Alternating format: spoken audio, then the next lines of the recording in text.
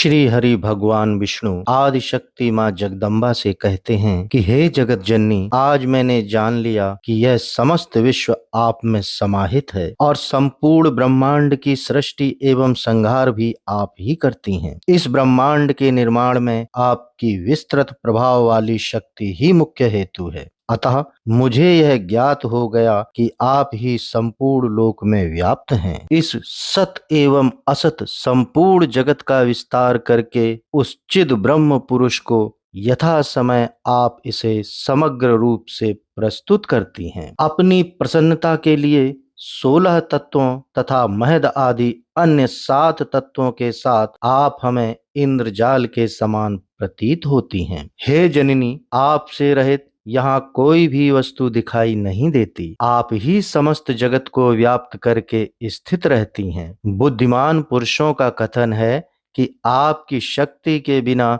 वह परम पुरुष कुछ भी करने में असमर्थ है। आप अपने कृपा प्रभाव से संसार का कल्याण करती हैं। हे देवी, आप ही अपने तेज से सृष्टि काल में संपूर्ण जगत को उत्पन्न करती हैं तथा प्रलय काल में इसका शीघ्र ही संहार कर डालती हैं। हे देवी, आपके वैभव के लीला चरित्र को भली भांति जानने में कौन समर्थ है। हे जगत जननी, मधु कैटव नामक दोनों दानवों से आपने हमारी रक्षा की है। आपने ही हम लोगों को अपने अनेक विस्तृत लोक दिखाए तथा अपने अपने भवन में हमें परम आनंद का अनुभव कराया। हे भवानी, यह आपके दर्शन का ही महान प्रभाव है। भगवान विष्णु माँ भगवती से कहते हैं कि हे माता, जब मैं, शिव और ब्रह्मा भी आपके अपूर्व चरित्र को जानने में समर्थ नहीं हैं, तब अन्य कोई कैसे जान सकेगा।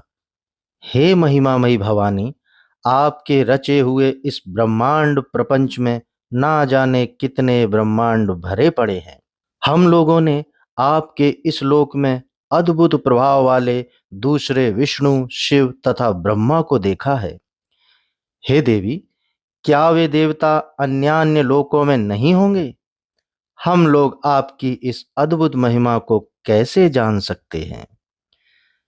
हे जगदम्ब, हम लोग आपके चरणों में मस्तक झुकाकर यही याचना करते हैं कि आपका यह दिव्य स्वरूप हमारे हृदय में सदा विराजमान रहे।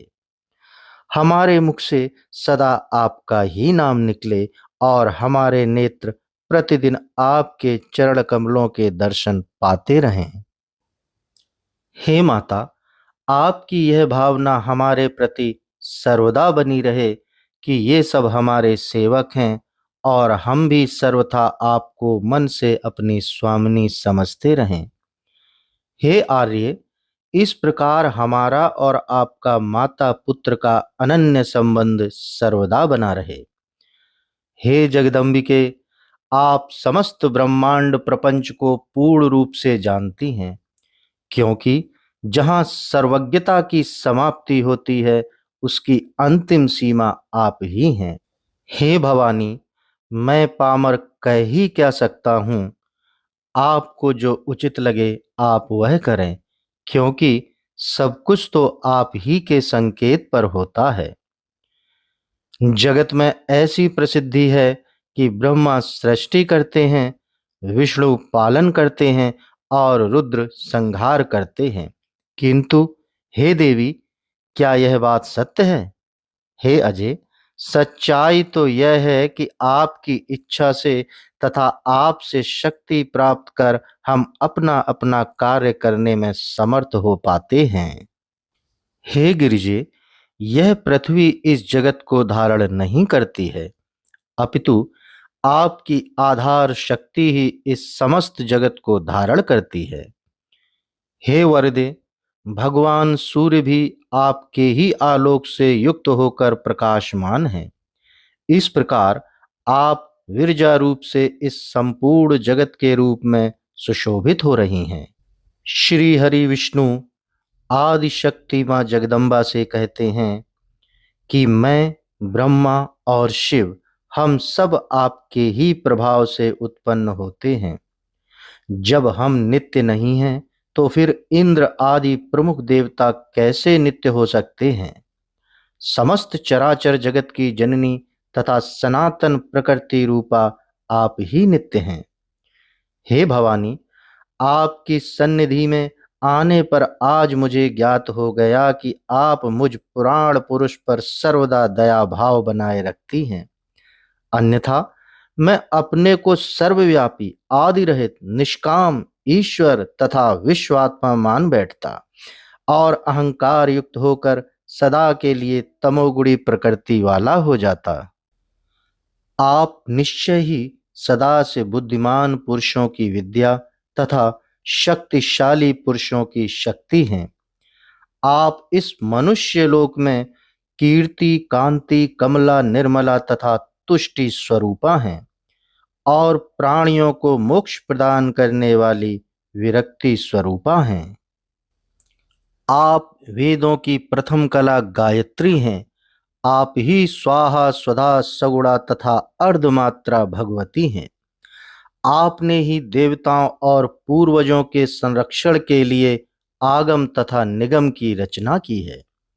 जिस प्रकार पूर्ण महासमुद्र की विस्तृत तरंगें उस समुद्र का ही अंश होती हैं, उसी प्रकार आदि अंत से हीन निष्कलंक ब्रह्म के जीव रूपी अंशों को मोक्ष प्राप्त कराने के उद्देश्य से ही आपने संपूर्ण जगत प्रपंच का निर्माण किया है।